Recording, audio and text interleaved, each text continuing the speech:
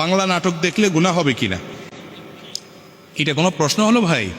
বাংলা নাটক দেখলে গুনাহ হবে মানে আপনার সন্দেহ হচ্ছে যে দেখেন কোন লেভেলে গেছে মানুষ, মনে করে হিন্দি ইংরেজি দেখলে না গুনাহ হবে, বাংলা দেখলে কি আর গুনাহ হবে?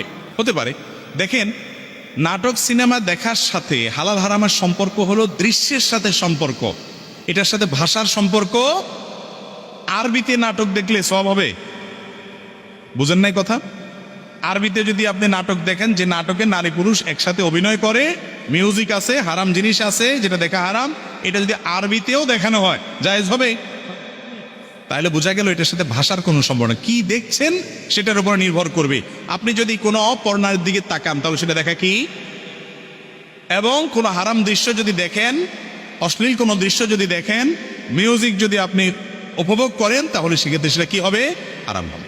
এর বাইরে কোনো কিছু থাকলে আলাদা হবে।